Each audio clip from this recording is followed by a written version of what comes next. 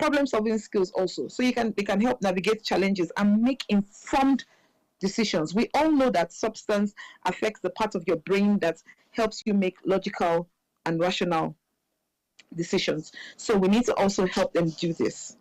They also need to learn. You need to teach them in the family. Clearly communicate your family values and rules and expectations regarding substance use. Sometimes they say that don't bring it up because you're going to be opening their eyes to what they shouldn't know. I don't believe so. I believe that there is the law of the first mention. If you are the one who mentions it first and your voice is loudest in your child's ears or in your family members' ears or in your students' ears, it is easier for them to remember what you said because of the law of first mention. But if they hear it from their peers and they are now influenced by what their peers are telling them how they're feeling, the chances of them not trying it is very, very low. So we need to make sure that we are the ones who mention first. We teach them the consequences, show them people. I hear that in Israel, that's what they do.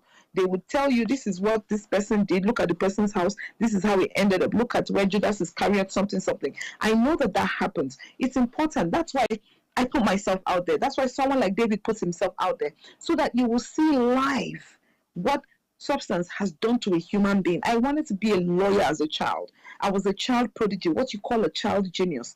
But by the time I started out with my reckless living, I lost 13 years of my life. I remember one day I went to the bar. I was trying to even arrange myself, and I went to the bar beneath my office. And then I got in there at 5 minutes past 5 when my office had closed. And I was going to stay for only 30 minutes, buy my chicken wings, and leave. The next time I was conscious of what was going on around me was at 6 a.m. when the DJ was telling me, Auntie, please carry your leg, I want to roll my wire. I had spent 12 hours after work. Meanwhile, I had to come back to work. My productivity, of course, was at an all-time low. So we put ourselves out there so that you will see that indeed some people have gone through this path. They have lost out on a lot of things, and they're coming out to tell you. It's like a prototype of how not to live your life, more or less. So let them know this. Consistent enforcement. Let them know that if the rules are violated, you need to emphasize the importance of responsibility. It's very important. What I always say to people is anything that is immediately rewarded is repeated. Anything that is immediately punished is immediately stopped. So you need to let them know that you have done this. Take responsibility for your actions, and you will see how your life will turn out.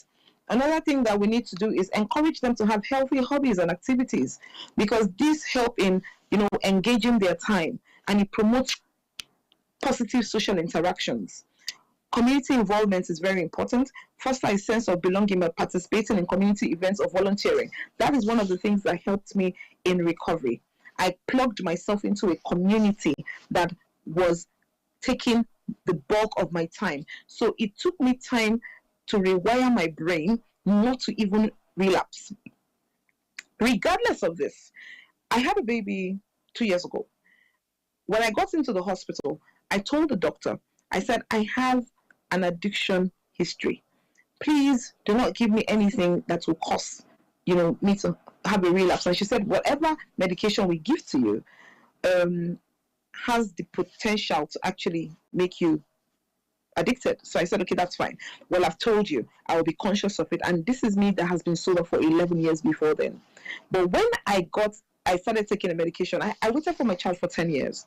And so quite a number of people kept coming into the hospital. Sometimes I'll have guests from 6 a.m. to midnight every day for 5 days. And I barely was sleeping because I had to go to the NICU to keep nursing my child and coming back into the room to tend to visitors and everything. So I was not sleeping. I knew I needed to sleep. But when they gave me this injection, it started giving me that euphoric feeling. And guess what? The filing cabinet of my brain opened up very, very, very, very fast.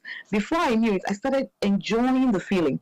I started craving the feeling again. And I asked my doctor one day, I said, how many more doses of this injection do I have? And she told me, and I told her, I said, you know what? I want to have more. And she asked me why. And I said, because the pain is so much.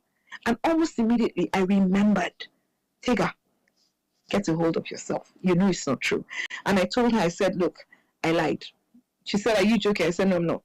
I said, I lied and I don't want any more doses. I'll take what is given to me and I'll manage the pain. I've been managing it anyway, so it'll be okay. The reason why that happened was I remembered that I am a person who speaks against the use of drugs.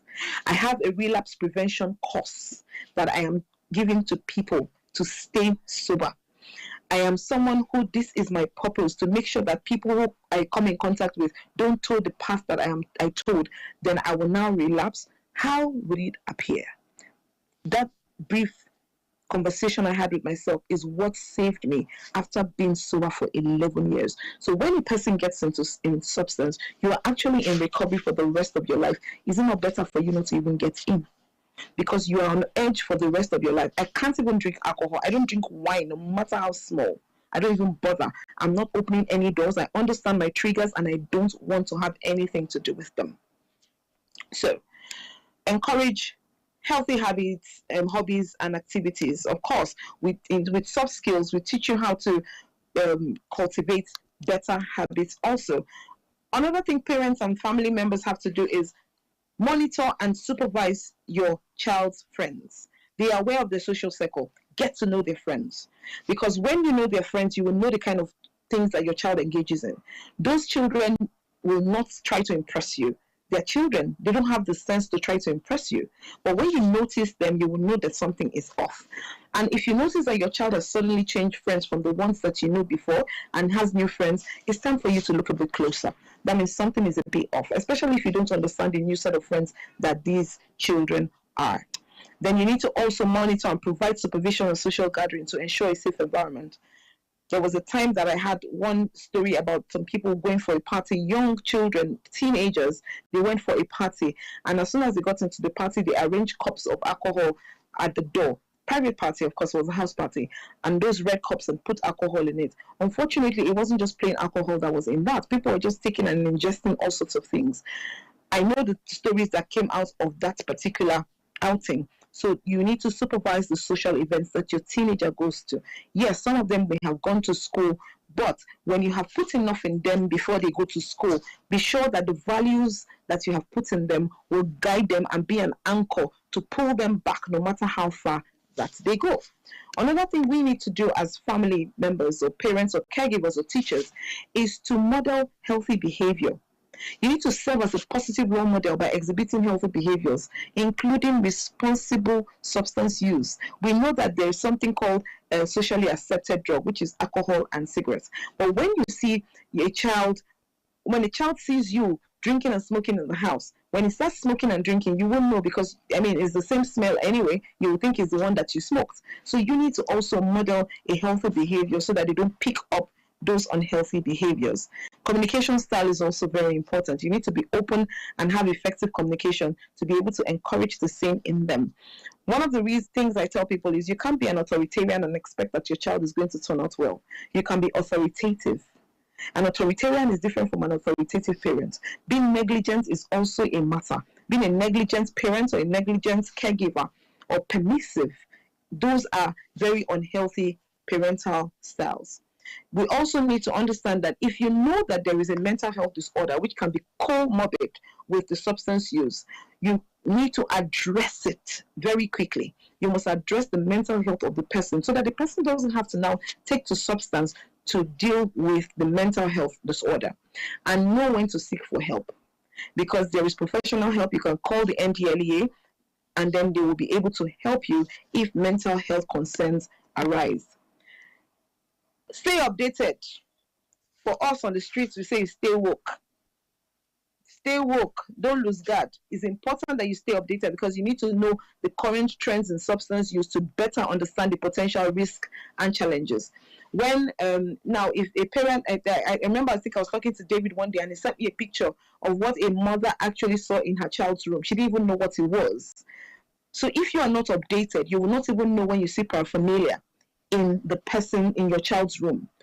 One day, a client of mine told me to come over to the house, and then he says that one day over the window he saw bottles and bottles of codeine. So he said he was asking his wife, is it that these people, the people that moved out of this house, do they have a factory for benylin with codeine? I burst into laughter because that means he didn't even know that that's where his son was throwing his evidence. Every time he finishes drinking the codeine, he will throw it through the window over the fence. So stay updated so that you will know the current trends in substance use. Like some parents, you see, one mother said, she said, this boy behaves like he's always high. His brother says he's always high. And I said, well, why don't you actually check? Do a test. And she said, well, she doesn't think so. She doesn't see me anything. The thing is the only thing she knows he's addicted to is that he's addicted to Coke and Zobo. And I said, wow. She said, he always has in his fridge in his room. He's always there. I said, wow. That is the boy keeping bottles of scotches in his fridge, and his mother thinks his Zobo is harmless. So be updated. Provide relevant information to enhance their awareness is so important. Another thing we need to do as parents or caregivers or teachers is to create a supportive environment. Ensure that young people feel comfortable seeking support without fear of judgment. Stigma is a thing. I still get stigmatized till tomorrow. I went to speak at a school last week, and when I was done speaking, the children got up and gave a rousing applause. Some of the teachers got up and did same. One man gave me a dirty look. One of the teachers, he gave me a dirty look like I was a plague. And I just looked at him and I smiled and I passed. But I understood where that was coming from. And this is the reason why people don't like to speak. But I will not keep quiet. We will speak this thing. If it is 10 people that get their head properly sat on their shoulders, then it's good by me. Then it's fine by me.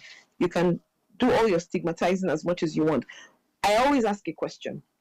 If you, as a parent, had a son who was a drug user and there's a girl that wants to marry him, would you allow your son marry? Many of them will say, yes, so I beg. When he gets married, his head will be correct. Responsibilities will come. He will have to be responsible because this and that. I say, okay, fine. What if your daughter is the one that says she wants to marry a former drug user? Will you agree? You will hear them say, no, God forbid. What if he relapses? So we all stigmatize in one way or the other. I know it's normal for us to actually protect ourselves, but we always find a way to think that other people's problem you don't want to carry. But at the same time, we're looking for who to carry our problems. Stigma is a problem. It's a big problem when it comes to substance use. And well, we'll keep talking about it. Hopefully, we'll get past that. Encourage that they can seek for help. You need to teach them that they can reach out when they need to. I always tell parents and caregivers that if you have a child who's using substance or a child you can't get through to, why don't you get someone who the child likes and let the person get through to your child on your behalf? Because your child is looking at you like the discipline figure. So he's not going to be able to come to you with things that really bother him or her. So instead, they will go to someone who they are more comfortable with. You go and put your influence in that person. Let the person help you get through to your child. So that person is more or less the go-between for as long as you can until you can get through to your child yourself. Instead of saying he doesn't listen to me, that's his business, let him go to hell. No, please. Get someone who is like a go-between so the person can help you with your child. Also, you need to schedule regular check-ins to discuss different aspects of their lives, like school, their friendships, their emotions. Find teachable moments. I always say find teachable moments. Maybe you're going to have pizza, or you're washing clothes together, or you're washing the car together, or doing something. Those times, just ask them a question about something randomly. Use something, or watch a movie. When you're watching the movie, find a teachable moment and pass your message across. Befriend your teenager. However, you need to have parented your child to be able to befriend them.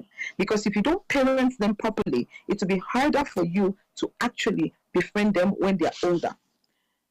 Plan for emergencies. Show genuine interest in their activities and their experiences. Many times we think that their problems are not valid. I'm sorry.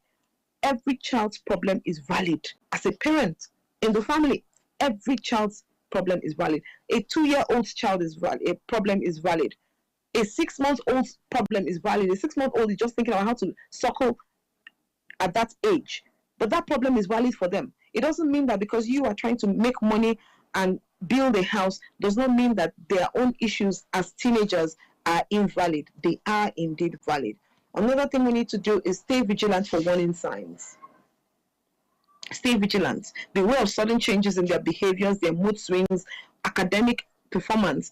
One thing that happened with me is I was one of the best students in Lagos State when I wrote common entrance that time. But when I was coming out of secondary school, I came out with 4 P's and 4 F's.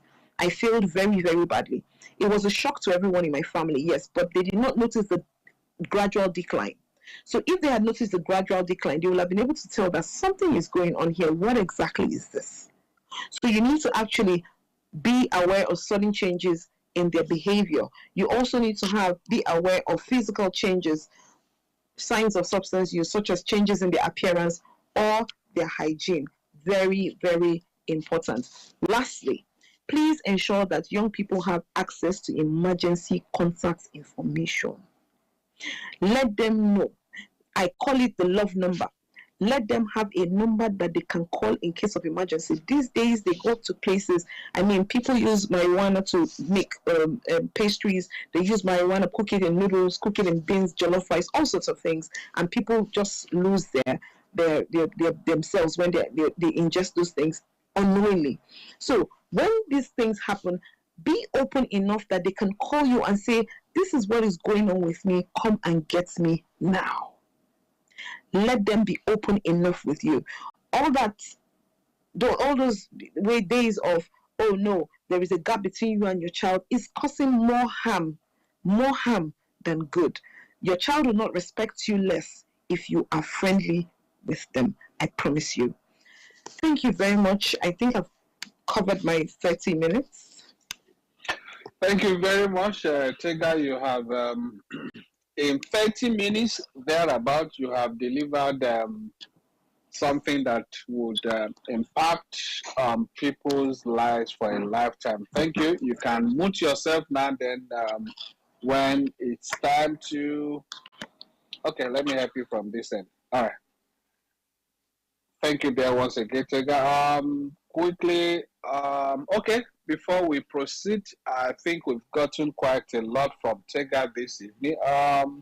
Putting herself into the story also makes very original and authentic her presentation, and obviously she's definitely not reading. It doesn't appear like somebody that is reading from a prepared text, somebody that is telling a story that she puts in herself something that also concerns her, something talking from experience, and that really goes a long way to get people to understand better that indeed their own situation, they can also come out of it. But before we proceed to the question and answer time, let's quickly acknowledge some of our people already on the space. We'd like to appreciate Dr. Abu Abdullahi of the Ahmadu Bello University Teaching Hospital. Dr. Abdullahi is a consultant psychiatrist at Abu Zaria. Thank you very much, Dr. Abdullahi, for finding time to join us today. Would also like to acknowledge a director in the agency, that's Zana Isha Joseph. Thank you, Zana. Okay, I think Tega already acknowledged David, but I think I cited David. David Folarami is the founder of David Folarami Foundation. David has also been a part of this conversation more than once in the past, and is also doing tremendously well out there on the field, helping those struggling with substance abuse. Thank you, David, for coming around. We'd also have John Ogunjimi. John Ogunjimi is a regular member of this platform. Again, we have Mr. Jeff at Jeff King. Pastor Jeff has also been a speaker on this platform before. Thank you very much, Pastor Jeff. We'd also have Ismail Lawa. Thank you, Ismail Lawa, for coming around. We have Ogushe Olga Samuel. Thank you, Ogushe. We have Zana Buka, Morufu Kende, Iwaloye Sahid Akintoye, Suleiman. Suleiman is a regular member of this platform. Thank you, Suleiman. We'd also have another regular member of this platform, that's Auntie Kemi. Auntie Kemi is the proprietress of Lakembo Group of Schools, Kubwa Extension in Abuja here. Thank you, Auntie Kemi, for finding time to join the conversation today. We have also seen BG Simon. BG Simon is of the Mind Sphere Services in Abuja here. He's the lead clinical psychologist there. He was also on this platform recently.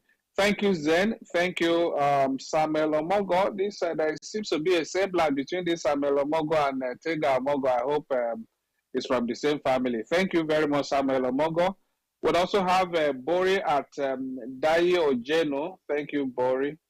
I have another senior officer of the agency, Rita Gay. Rita Gay is joining us from Lagos. We have Ando Hemba Joshua. We also have Ibrahim Kuru. Ibrahim Kuru was our guest on this space last week. Thank you, Ibrahim Kuru. Ibrahim Kuru is joining us from the northeast part of Nigeria. We also have Professor Joseph Kinani. Professor Kinani, he is a professor of counseling psychology at Ignatius Ajuru University of Education, Port Harcourt in Rivers State. Thank you, Prof. Prof has also been a guest on this platform before. Thank you, Prof, for coming around today. Again, we have Iransha Eledumare, we have Femi Adeolu, we have Hazan Yahaya. Mohammed Bafo is also a regular on this platform. We have Dr. Links. Dr. Links, thanks for joining us. And we also have Shidobu Favor. Shidobu Favor has been trying to ask for the get on the speaker's corner. I think her network has been making that impossible. Okay, quickly, I think we continue to acknowledge more people. Just if we have not called you, it's not that we don't recognize you, but we can't call everybody at a go. We'll just be acknowledging those we can pick. Then let me quickly go to our DM, Tega. I have quite some questions here for you before we come back to the space to take those who may want to ask you direct questions. Okay, from okay, Inning. Okay, well, okay, okay. Inning is asking, in your practice, what is the most common baseline factor that influences drug? Okay, Kuru, you have to mute your. Okay, just hold on, Tega. When I'm done, actually, Inning is asking two questions. Either you take them at a time. Okay, maybe let's ask them one after the other so that you don't miss them. Okay, in your practice, what is the most common baseline factor that influences drug addiction in people, and what long-term policy recommendations or strategies will you suggest to be strengthened in Nigeria for a whole society action that prevents future substance use in people? Okay, Tega, that's the first question coming your way. The same Inning has another question, but let's get your reaction to the first one first. Please go ahead. Unmute yourself and go ahead. Okay. In my practice, I've noticed that peer pressure and societal pressure those are the two main causes. There are quite a number. I mentioned them before. There's personal trauma, there's family dysfunction, and there's medical conditions. But out of the higher number comes from societal and peer pressure. And if you're talking about long-term interventions, I'm thinking that, if there can be regulation with, first of all our role models, in quotes, the celebrities, if there can be some sort of regulation, because I teach a course for peer pressure for teenagers and young adults. And one of the things that I talk about is the different types of peer pressure. Indirect pressure is a very, very, main cause. It's a very big cause, wide cause of substance use. They see people that they admire doing it. And then even we, as adults, or maybe when we're younger, when you see someone you like and you admire, at some point you see that you start to talk like the person, or you want to start behaving like the person, or you want to start having, mannerisms, dress like the person and stuff like that. That is indirect pressure. And that is one thing that happens with our young people. Their brains have not fully developed to find who they really are. Not to talk, adult self, we get into that kind of pressure, not to talk of they who their brains have not fully developed as teenagers. So it's easier for them to get swayed. So if we can actually, put out the message for our celebrities to just be, less glamorize to less glamorize substance use. Because when they use and they tell you stuff like it brings out their creativity, you see a young person deciding that, oh, if this celebrity says that it brings out their creativity, or they appear like their creativity is enhanced when they have used, why won't I try it? And this is something that I've seen quite a number of times. Yes, I hope that answers you. All right, thank you very much there, Tega. Let me quickly take this. Okay, this is a comment from Dr. Abdullah. Dr. Abdullah joins us on the handle of Excel Mental Health Foundation. That's also the non-governmental organization through which he reaches out to those struggling with substance abuse and provides support for them. Okay, Dr. Abdullah is writing, no matter the hurdles or circumstances, and with the right support, recovery is possible for every individual facing addiction and other mental health challenges. NDLE has positioned itself as a very good and reliable source of help and support. People should leverage on it. Thank you, Dr. Abdullah. Dr. Abdullah is a regular member of this platform. Okay, Samson Olatubotun is writing, okay, this program is very important. Absolutely, we agree with you there, Samuel. Okay, let me quickly go. Okay, we'll take, I want to, I don't think, okay, except you want to say something to what Dr. Abdullah has said, is obviously supporting your presentation. But then, okay, please go ahead if you want to. No, I agree with him completely. Thank you very much, Sam. All right, thank you. Okay, the next question, the second question from Ining is, one of the common controversial arguments in recent times is that talking to children about risky behaviors such as sex education and drug abuse raises their curiosity and in turn makes them more likely to try drugs. This is not true. But as a specialist, can you highlight the do's and don'ts for schools and families developing a strategy for drug addiction awareness in their children that that does not have a negative connotation? I believe you get the question. Yes, I do. I actually do. Okay, please go ahead. Okay, so I have already said the bulk of, I've answered this to a large extent in the course of the presentation. However, for the sake of the younger people and not bringing them out, I never ever tell them what it is. We ask questions first, and that's why we say age appropriate information. So you ask questions first. If they don't know, most times it's best to leave it at that. But if you have any idea that they have even the slightest inkling, you need to now start telling them as subtly as you can.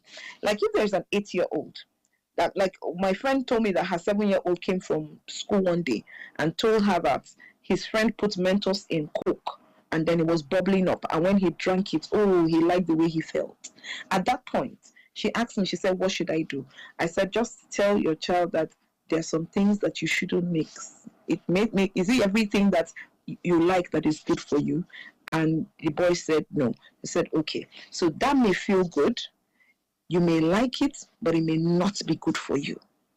So if they now start asking you questions as in like what and what and what, it is now based on olds that will actually grasp this very quickly. There are some 14-year-olds that have not a clue about what this is. So ask questions first. When you ask questions, you have an insight into what, and the person gives you an answer. You have an insight to the person's mind, and that can help you. I hope this. All right, thank you, Tega there. For those just joining us, we are discussing family-based interventions in youth substance abuse prevention and treatment. And Tega has really taken us through some of the interventions, some of the things we need to do as a family, as a people, to help our young people to avoid or to prevent them from going into substance abuse, and even when they are into it, how to get them help quickly. Thank you very much again, Tega. Let me take the next question. Okay, this person is asking, what is the most important skill for overcoming tramadol addiction? This person is obviously okay. Tega, this person is asking a direct question on tramadol addiction. Okay, maybe you need to talk to Okay, them. so I'm not a doctor, yeah, but what I know for a fact is for most substance addictions, you may have to go and get help, professional help. If you go to like a facility, they can put you on admit you in treatment. You can go to the NDLEA and get that done. But the skill that I always tell people that is very important is knowing your purpose. When you know your purpose, it's easier for you to make decisions that surround, that points to your purpose. It's easier for you because your purpose helps you make decisions. It helps you stay focused. Remember the story that I told about me in the hospital. What was it that kept me from taking more of the pentazocine that was going to be given to me? It was remembering what my purpose is. So aimless and recklessness is when you don't know where you're going. If you're going on a journey and everything is calling you on the wayside, and you know that where you are going is time bound, you will not look to the left or to the right. You will focus on where you're going to. This is me telling you to find help in the facility, and when you come out, find a way to get into purpose. Get something that that is worth living for. Know why you are created, and then start working towards that. That is going to help you stay on the track of sobriety. All right, thank you very much again. Like the time is running so fast, and we're trying to race against time. All right, okay, let's go to the next one. We have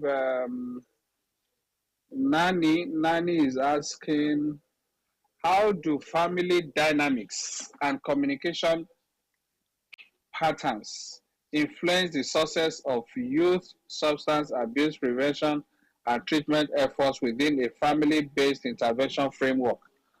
I guess you got that. Please say again, sir. I didn't get it completely. Okay, how do family dynamics and communication patterns influence the success of youth, that's of family-based interventions within a, okay, let me read it the way she or she wrote it. How do family dynamics and communication patterns influence the success of youth substance abuse prevention and treatment efforts within a family-based intervention framework?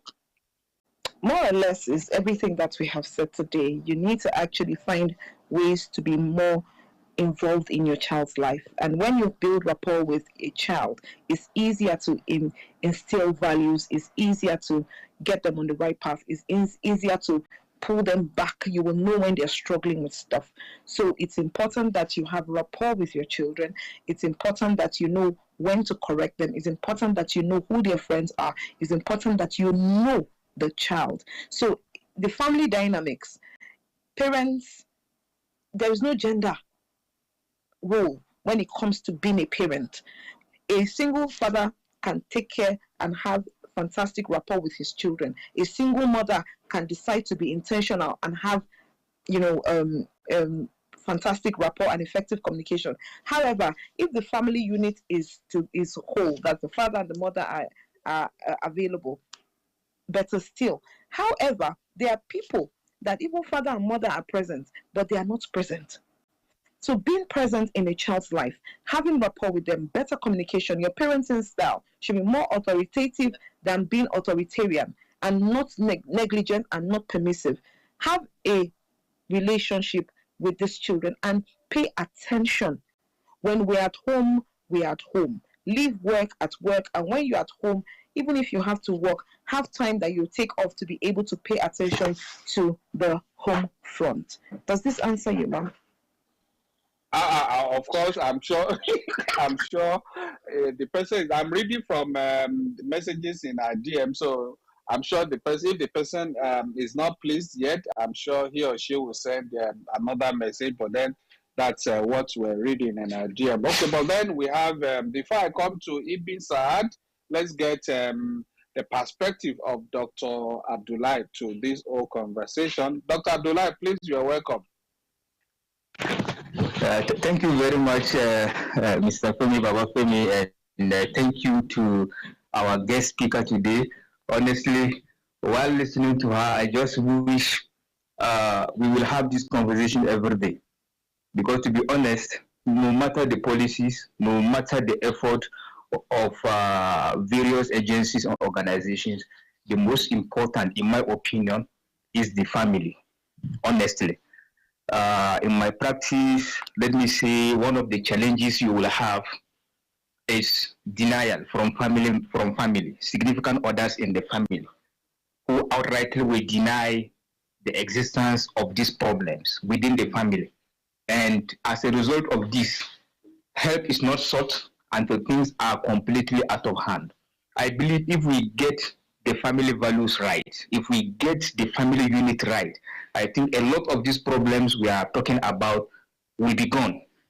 So it is very important. And I really wish we keep having this conversation over and over, the importance of the family. You know, it goes beyond just providing the financial needs of your children. It is important parents and significant others in the family are really involved in the lives of their children, in what they do, what they do not do. And for me, as a behavioral scientist, I really believe in the concept of reward and punishment. Good behaviors should be a way of rewarding good behaviors, and there should be a way of punishing deviant behavior. When I say punishment, not it doesn't have to be punitive, but there should be a way to encourage children to behave in a certain way and to discourage them from behaving in a certain way.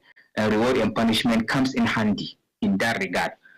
So thank you very much to the presenter, and I do hope that we will somehow get it right at the family level. If we get it right at that basic family unit, honestly, we are going to see a lot of progress.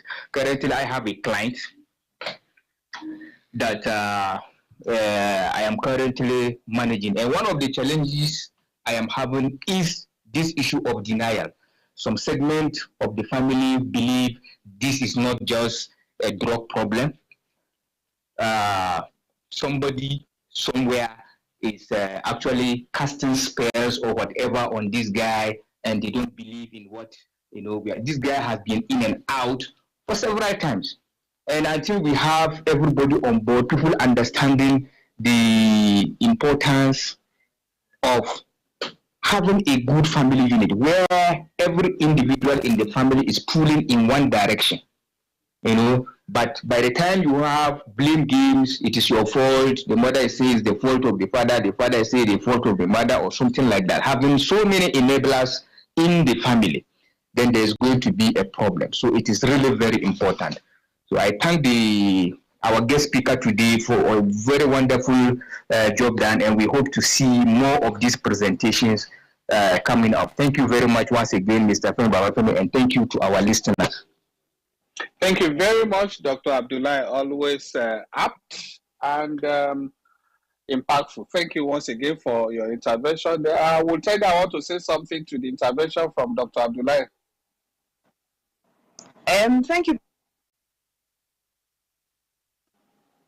Please go ahead.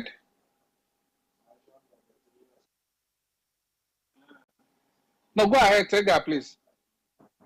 Okay, I just wanted to say thank you very much, sir. Thank you for acknowledging that, and really, we're on the same page. We all know that if we get it right on the family level, it will spiral and there'll be a ripple effect into the society. Thank you very much, sir. I agree with you, absolutely. Thank you very much once again, Dr. Abdullahi, and thank you again, Tega. Ibrahim Kuru is struggling to come in, but then, okay, but before, okay, Ibn Saad, please go ahead. Okay, thank you, sir. Sir, actually, I'm very, very happy with this program you are doing, because Actually, I have a lot of friends that they are they are drug abusers. So I I think last week, the program we had last week, I give them the summary of what we do, and actually I see some changes in them. That's why I'm very very happy with this program, and I hope God will help you and everybody that contributes so much in this program. God will help all of us. Thank you, sir.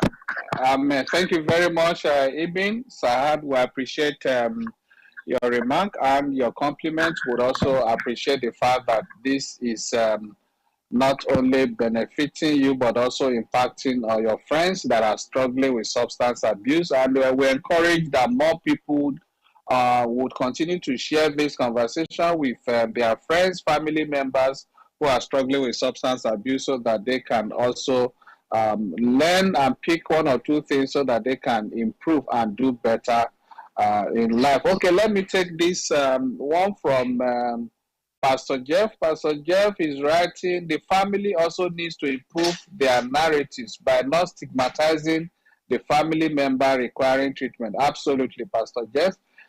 He goes further to say they need to show love and be there to walk the journey with them. Absolutely.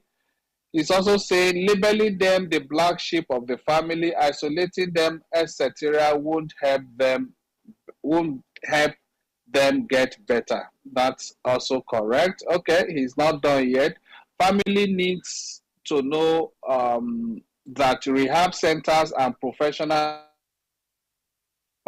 family members need to stand up to partner with caregivers to get the result we all desire. Absolutely correct. Again, okay, Tega, you heard from Pastor Jeff there. Pastor Jeff is also a professional in this field. Would you want to say something to what he has written? I agree totally with Pastor Jeff. I know Pastor Jeff. Thank you, sir, for coming in. I really appreciate this. All right. Okay. Thank you. Okay. Let me take this one from. Okay. Is asking. Okay, I think the first question, okay, is asking, I believe Tega has answered that. Okay, this second question, what are some common challenges faced when implementing family-based intervention as early as enumerated by Mrs. Tega? Because there is no foolproof solution in this particular issue. You got his question? No, I didn't get that right. Sorry. Please, could you just repeat? Okay. What is asking? What are some common challenges faced when implementing family-based intervention as enumerated by Mrs. Tega?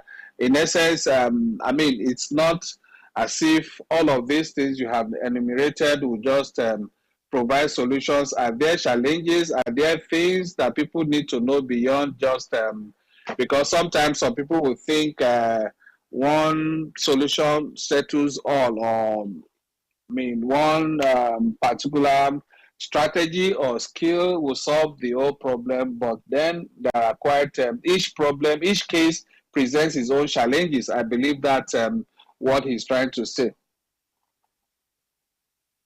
Did you get that? Yes, I did. Quite frankly, what I know is a checker for substances and deviant behavior is really purpose. When people know what they're doing, they would. It's harder for you to fall by the wayside. Even when you want to make a fool or a mess out of yourself, the first thing that comes to your mind is, I have something that is worth living for. Yes, in the beginning, you may not even realize. This is why we tell people that in the beginning, it might be a moral feeling in the beginning, but after a while, you can't even call it that. It's a brain disease afterwards. But if people have one of the challenges that you can have is maybe their peers have more influence over them than you. then you will know that that child is not going to listen to the parents. Let's say also if the parent has not been a right positive model, let's say the parent also is doing one thing and saying something else. And this is quite something that happens with quite a lot of parents. You'll be telling your child, go and tell the person I'm not at home. So the child already knows that you are not even a genuine person. There's no congruence between your words and your actions. So how would you now come and tell them what to do? So those are the things. Most times it comes from us, the adults. If we don't model better behavior to the young people, it's hard for them to actually take our word for it, because you're not a person of integrity. Why should they follow you? So yes, that happens. And then if their peers have a stronger influence over them, that can also be an issue. But as for that's for preventive. But as for treatment, of course, some people counseling helps them, helping them realign themselves to their purpose. Some people have to go through in treatment facility to be able to help them manage their cravings and their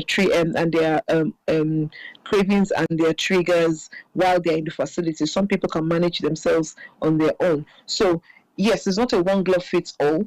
Everybody's own is tailor-made to them. We just play around with it and see what works. When it works, you know that it's tailor-made for you, and then somebody else can do that. So yes, there are challenges, but it's not something that is it's not something that we are not unable to manage. All right, thank you there once again, Tega. I can feel what Ibrahim Kuro is struggling to engage with you badly, but unfortunately, I think his network is failing. Okay, keep trying, Ibrahim. I'm sure as soon as you get on the speaker's corner, we'll definitely grant you the mic to engage with Tega. Okay, but quickly, let me spend 1-2 seconds to appreciate and acknowledge our regular, that's Tinu Idowu. Tinu Idowu is a medical practitioner based in Maryland, US. Tinu Idowu, thank you for coming around. We believe that in the morning where you are at the moment, thank you for finding time. Okay, we have Engineer Zira, we have Penny Amos. I also saw that Penny Amos is also struggling to have the mic. I guess the network is also giving him some issues. Okay, Black Mind is also a regular on the space. Thank you, Black Mind, for coming around. Okay, with that done, let me go back to read more questions. Okay, this one, I think, okay, I'll read these two together. I think anyone you think pass anyone you believe. I believe some of these questions you have attended to them either in your presentation or in the subsequent responses to some other questions. Okay, this one, Etta is asking, how do family-based interventions impact the long-term outcomes of youth struggling with substance abuse? Let me read that again. I believe it's something. How do family-based interventions impact the long-term outcomes of youth struggling with substance abuse? That is one. The second question from Etta is, what are some potential challenges or barriers in implementing family-based interventions for youth substance abuse? I also believe some of these you have responded, but if you have anything to add, please go ahead, Tega. Okay, the first question was, what are some of the challenges? No, the first question is, how do family-based interventions impact the long-term outcomes of youth struggling with substance abuse? Okay, because the second one, I believe I've answered it, and because of the presentation to the larger society. If each one takes care of their own, it will be easier for us to get it. A while ago, about one boy in the neighborhood, and the mother did not know that had your eyes on your children. There is something that I said in the course of the presentation when I said that we should stay vigilant. When you monitor and supervise, it's easier. If I do my bit, you do your bit, everyone does their bit. In no time at all, we will see that there is a change in what we're doing. But there are quite a number of negligent and permissive parents. Some of them did not have were not able to instill enough values and discipline in their children when they were younger. So those children have gone out of hand. Another thing I see is when a child doesn't really believe that the parent is a positive role model, whenever you say to them, they will not listen to you. They will tell you to your face. I mean, I say to some people that will say, my father is a pastor, but I do, if serving his God is going to make me a pastor like him, and I don't want to be a pastor, or I don't want to know that God. That is not because the God is bad, or the God is useless, or the God is not existent.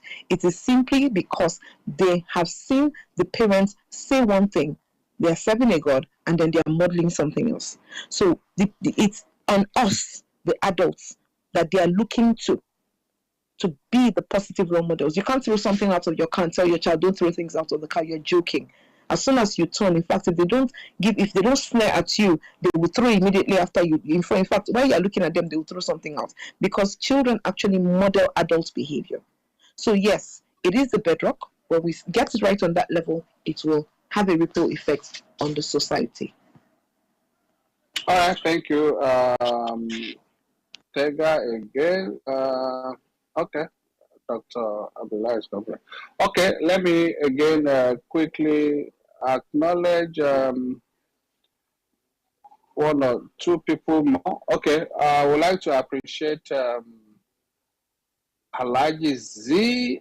Alhaji Z, that's a tribal chief. Okay, Alhaji Zif. Okay, I guess I got that right. Okay, we also have Patrick Iang. Patrick Iang, thank you for coming around. We'd also have, okay, Madam Loretta Onoche. Madam Loretta, thank you for finding time to be with us, to join us on this conversation today.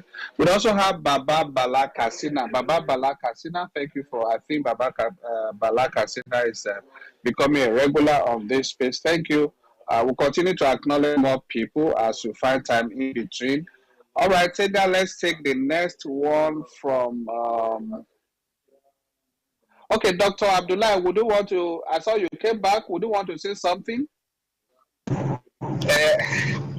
Sorry, actually my network locked me out, though I had the last part of what our guest speaker was saying, and that is very true. Modeling is one of the most important ways you can actually modify the behavior of children. For the parents, it is not just enough to say don't do this, do that, when you yourself you are not, reflecting that. In fact, it's just like a mirror. The children normally will reflect what they see in the adult. So if you have adults who are setting very good examples, being role models, then of course you are sure to have a lot of the children, doing same, reflecting the values of the family or the parents. So it is very important for parents and adults in the family to be very deliberate about what they do and what they do not do. And discussions. In fact, sometimes if the children are old enough, you can actually give them like topics like we are doing. Say today, so person, you are the one to talk to us about the dangers of drug use, and they will prepare and talk to the entire family about it. Doing so will give these children confidence, and there will be an avenue for them to have proper discussion with the parent and every other person in the family. So it is very important that parents get these children involved, not just being passive members of the family. Let them get them involved in doing the things you would want them to do, and they should see you also. They should see everything you are asking them to do. They should see it in you, and those things you are asking them to avoid, they should see you actually avoiding them. So that is very important. Thank you very much. All right, thank you very much, Dr. Abdullah. Dr. Abdullah always speaking from his deep knowledge of these issues and wealth of experience as a consultant psychiatrist, someone who also, who every day, his day-to-day life breathes and takes care of people struggling with substance abuse. Thank you very much, Dr. Abdullah, for always coming around with great insights. Okay, we have Katrina. Katrina is asking, thank you, Madam Tega, for your presentation. It's indeed eye-opening and enlightening. But you seem not to acknowledge the place of our culture and religion in your presentation. Do this matter or not? Please, I need your perspectives on this. Thank you. Well, of course, it does matter. Our religion matters. Our culture matters. The thing is, right now, the internet has brought everyone into one space. So regardless of what our culture says, our children are going beyond our culture to imbibe all sorts of things that they see and that appear cool in their eyes. But of course, there is, even in the 12 steps of recovery, the first thing that says they talk about there is that you have realized that your life is unmanageable and you need the help of a higher power. And for you, a higher power can be God, it can be Jesus, it can be Allah, it can be Buddha. That is the place of religion and spirituality in substance use. So yes, if you also, regardless, I always say that addiction doesn't have respect for your religion, it doesn't have respect for your status. If you mess with it, it will mess you up. However, when people have strong religious ties, it helps them also to get out of it, knowing that this monster that is tying them down or this monster that is about to take their life, they have no power over it. So yes, there is a place of the culture and the religion.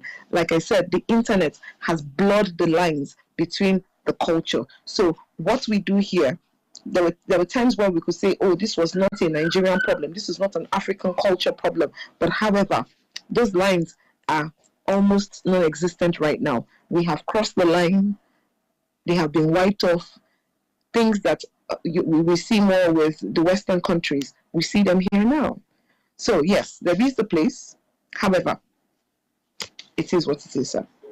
All right, it is what it is. Thank you, Tega, for that. Okay, I have the next question coming from Abdul. Abdul is asking, okay, saying, thank you, Tega. Last week we listened to your guest, Mr. Kuru, who also shared something like what our guest today has shared.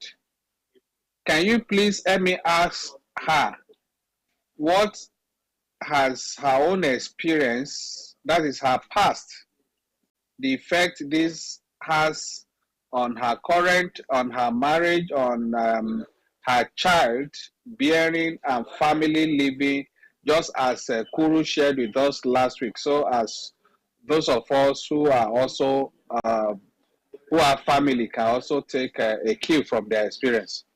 All right, I believe that's straightforward. Tega, can you hear me? Yes, I can hear you, sir. So the thing though is, when in the time when anyone is using substance, you are not even at your best behavior or your best self. So you will not even be as productive as you should be. Yes, there are functional addicts that, are still able to function, are still able to do work and all of that. But I know that for quite a long time, I did not know what my purpose was. And so I had no reason to actually live purposely. I had no reason to do anything. So yes, I lost quite a number of years. What effects it has now? Thankfully, there is something called catching up with life. And this is why we use our experiences to tell people that don't get into this so that you don't miss out on time. I have mates who have children that are teenagers. My son is just 2 years old. Yes, life can happen and then you may not have children early. But I wish that I actually got my life together earlier. I probably would have had a child in secondary school by now. But hey, it is what it is. So these are the things that we tell people. Don't mess with drugs. Don't mess with substance that can tie your life down, because one moment it's the first day. Let's say today is day 1, the next time that you may be conscious of your life, maybe 10 years later, and you will have lost time. And then you'll now be struggling and trying to catch up with life. The honest truth is that productive time diminishes with age. So, I hope that answers you, sir. Okay, it's not me. Tega. All right, Tega, thank you for that. This is coming from Anita. Anita is okay. This one is also direct to you, Tega. Anita is asking, are there still scars that still remind you of your past, or that you still struggle with it today? Scars. Well, I won't say they're scars per se, but looking back at time, when I see what I could have accomplished with myself, I mean, I knew my potentials as a younger child. I knew the things that I could have accomplished by now.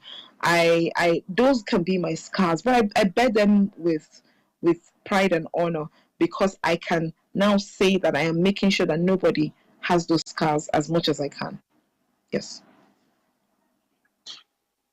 All right, thank you. I think we have another one here. Considering the role of healthy family relationship, how can this be used as a tool to curb the use of drugs and substance in the society at large? Okay, that's another one there for you. I hope you got that. No, I didn't quite understand what that was. Okay. She's saying, considering the role of healthy family relationship, how can this be used as a tool to curb the use of drugs and substance in the society? I'm not sure I understand. Sir, can you find a way to break it down if you understand it? Considering the role of each family member. No, what I believe she's asking is considering the role of healthy family relationship. That is using, for instance, if you have a close-knit family, that is a happy family that relates very well. Okay.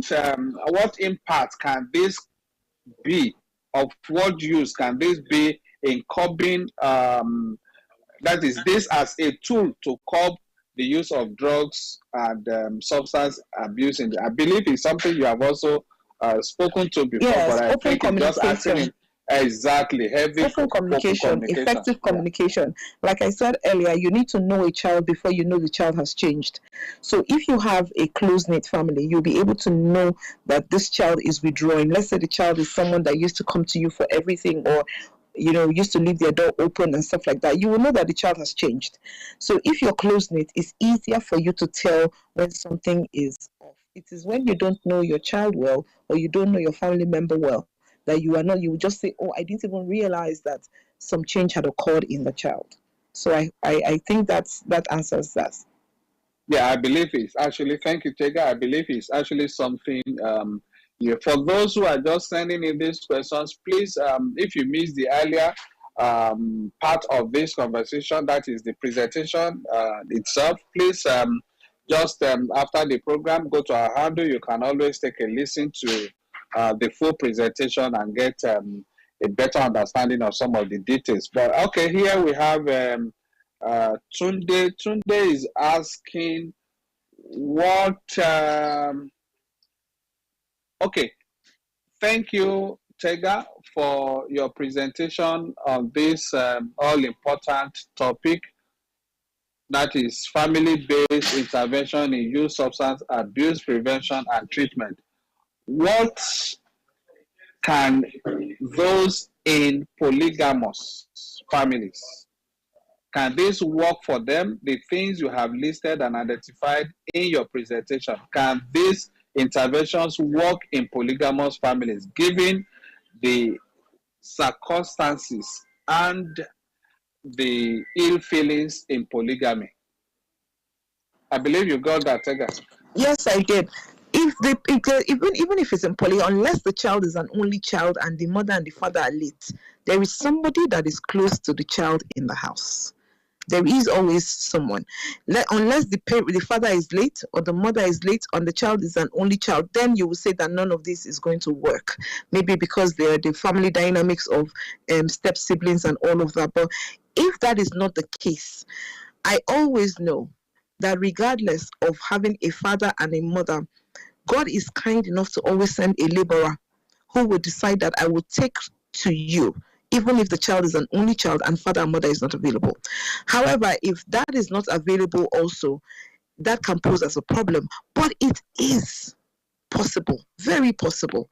It doesn't mean that because the polygamous setting, they cannot implement all of these things that were said. It doesn't mean so. There are some polygamous homes that are even closer than some monogamous family settings. So I don't think polygamy is a factor in this. It can be, but it's not cast in stone.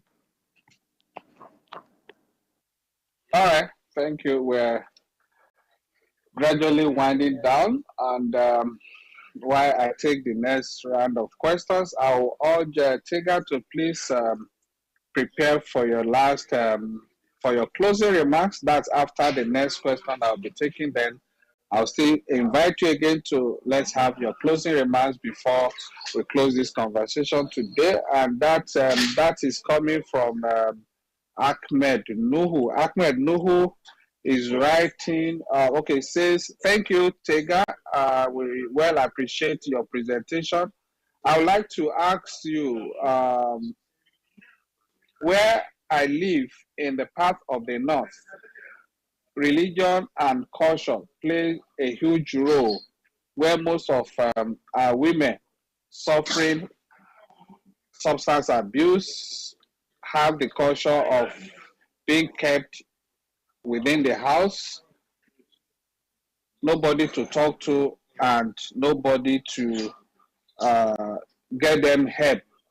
What do you think the people in this kind of environment should do? Because some of the things you have listed may not apply to this kind of people. Please bear in mind the culture and the religion in the part of where I'm writing from. Thank you. Okay, I understand where you're coming from, sir. Okay, so with people like that, it's most times it's the stigma that actually is also the biggest problem that there is. Because if they can find another female that they can speak with, because I know that in parts of the north we have quite a number of women who are also using substance, and this is one of the reasons that one of my dreams in life is to open a female-only rehabilitation center, and the reason is for cases like this, because we know that they may not be able to go into treatment facilities where people will see them and men will be there. So in a situation like that, if you have an all-female facility, they can come there, and anonymity is actually very important also in cases like that. At such cases, they may need to actually find female psychologists that they can speak with. And this is why more people need to put themselves out there and then let them know that, we are available for help and your confidentiality is going to be, properly concealed. So if they can reach out to people, like can reach out to the NDLEA, they put their number right there on their handle. They can reach out and get help and get female psychologists or female psychiatrists to help them. I understand where you're coming from, Sam. I understand. So that can also work. If you reach out to the NDLEA, they can find female psychiatrists that can help them, because it's better to find help and cover, it's better to find help in any way that you can than for you to go down with the long-term negative effects that substance use can have on them. I understand what you're saying, but there's not much we can do about this if they don't come out to speak. Nobody's going to, it's like winking in the dark. Nobody's going to know that anything is going on with you if you don't come out to speak about it. All right, thank you, Tega. I want to implore Dr. Abdullahi to, just after this question, I would like to ask this last question. I would like Dr. Abdullahi to react to, in his closing remarks, also to the point raised by Ahmed Nuhu. I believe is something Dr. Abdullahi is familiar with. Okay, let me take this one from Shade. I believe, I don't know. I guess maybe you have an understanding of this, Tega. Is asking, what are the examples of secondary prevention intervention? Do you get that? I don't seem to understand what she's writing. But then, what are the examples of secondary prevention intervention? Do you Okay, get that? I don't get it, sir. Okay, I actually I don't really understand. Unfortunately, it's a message, so it's not. Okay, Dr. Abdullah. Okay, Yes, okay. sorry, if I may come in, actually in the field of public health, usually we divide prevention into primary, secondary, and tertiary. Primary is all these policies, prevention, awareness campaigns, and stuff like that. That is primary prevention. Secondary prevention is early identification and treatment. Okay, that's screening the patient to offer early detection and diagnosis. Exactly. So just like the presenter have told us, if you know your family members well, when there are these changes, early changes, you'll be able to detect. All right. And once you pick it early, intervention, you are able to intervene early. So these are the secondary preventive measures. So I don't know if that is good enough for the person that's asking the question. Okay, Dr. Abdullah, would you want to say that I was inviting you before to intervene on the question from Ahmed Nuhu on religion and culture, the impact, especially in the north, where we have some women in who are kept under the culture of silence, and they cannot come out to seek because of the fear of stigmatization. Would you want to say something about that? Let me say something about that. You see, religion and culture, these are two powerful tools that can, depending on the way you use it, that can either be good or harmful to the fight against addiction and provision of treatment. Where there is culture of understanding or religion is applied in such a way that people know that if I come out, I will be shown some understanding, compassion, and I will get help.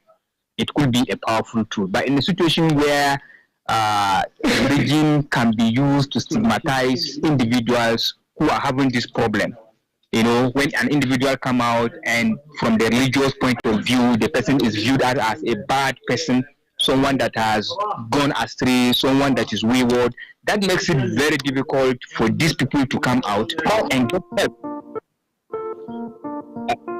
Hello, are we together? Yeah, we can hear you, but there seems to be some noise really, from your background. No, I don't think it's from here. I can also hear I don't know where it's coming from anyway. Okay. Anyway, like what I'm trying to say is what, yes, we have a situation where individuals have difficulty coming out because of the way people are interpreting what they are doing in the concept of religion. When somebody believes that when I come out, to tell people what my problems are, they are going to look at me as someone that has gone, as someone that is not good. They are more likely not going to come out, and the problem will fester, the problem will persist. All right, but if we are able to engage and involve our religious leaders, who will also take part in this field we are having, telling people that look, addiction should not just be looked at from the moral lens. We should also look at it as an illness. It's an illness just like any other illness, and with support and treatment, individuals can recover, individuals can still achieve what they were set out to achieve, and that will help. And that is why we keep saying, let us involve our religious communities, our religious leaders to take part or to be part of this our drive to help the public understand what drug addiction is all about and how possibly we can help them. Thank you very much. All right, thank you very much, there, Dr. Abdullah, for your intervention there. Okay, let's take. I'm wondering where this is coming from. Okay, but then Tega, let's have your last take. We We have barely 1 minute left. Let's have your okay. But before that, let me quickly. I've seen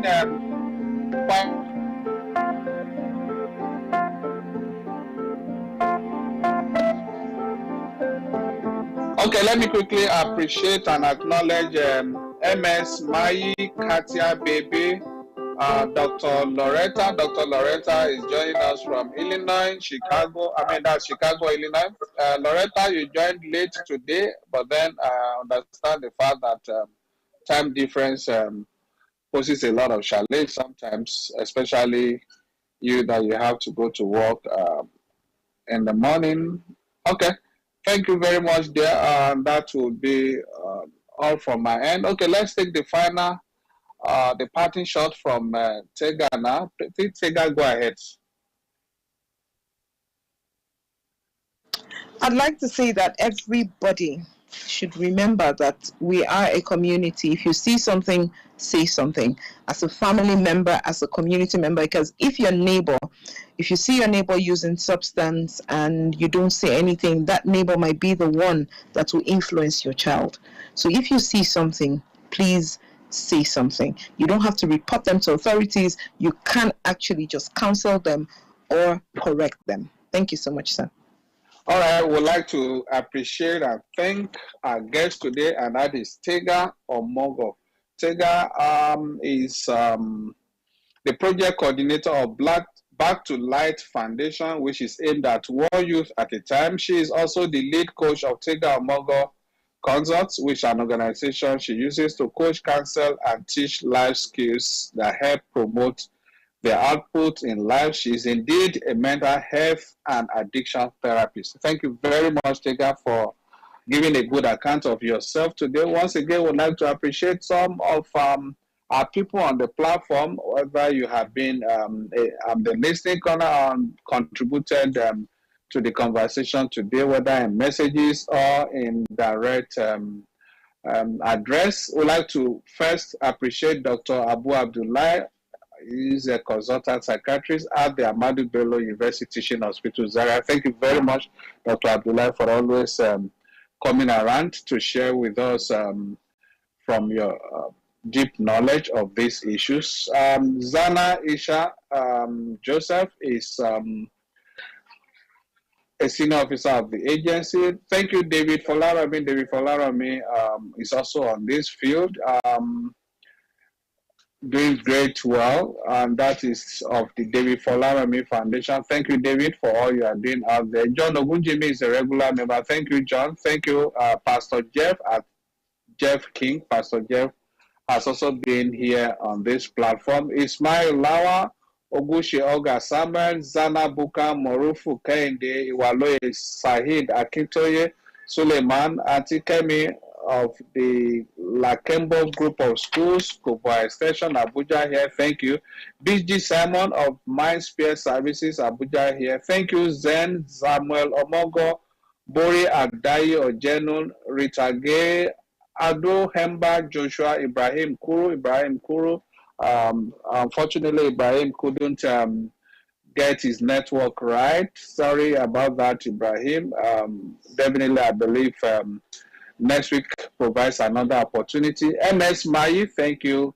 Kata Baby, Dr. Loretta. Dr. Loretta is one of our regular who joins from the US. Thank you, Loretta, for being part of this conversation, even though you came late, but then we can understand because of the huge time difference and the code you have to deal with early in the morning. Thank you, Shidobu Favor. Shidobu also struggled to get in on the speaker's corner. Ibn Sahar, thank you for those encouraging words. Tinu Idowu is also a medical practitioner based in Maryland, US. Thank you for coming around, for being part of the conversation today. Engineer Zira, Penny Amos, Madam Loretta Onoche, thank you for coming around. And Baba Balak Kasina, thank you.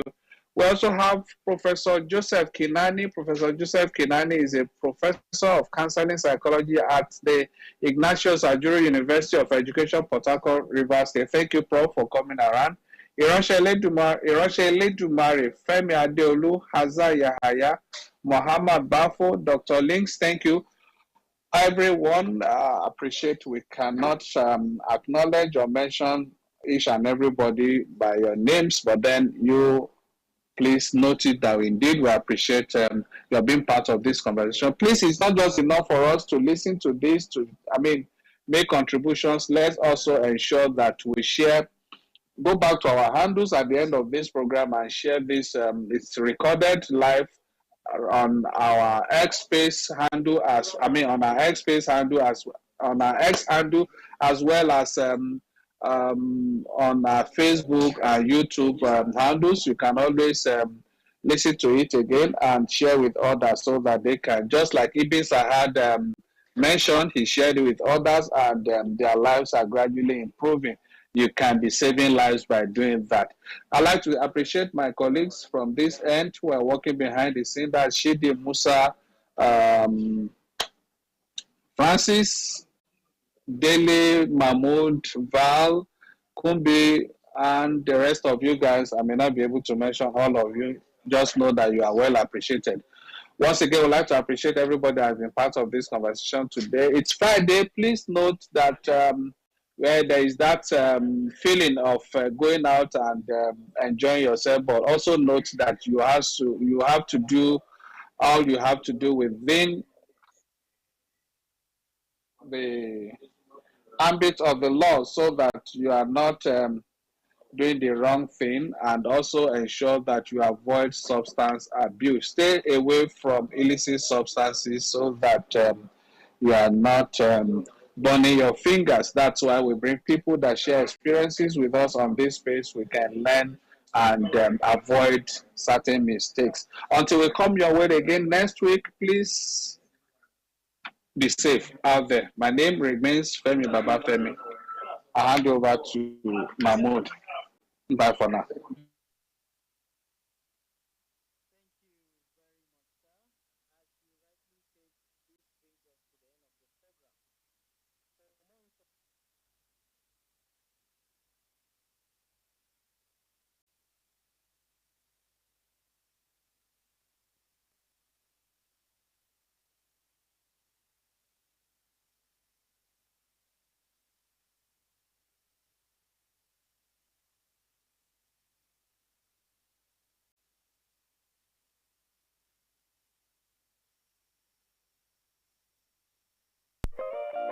I can stop it, I can leave it all. Oh, oh, oh.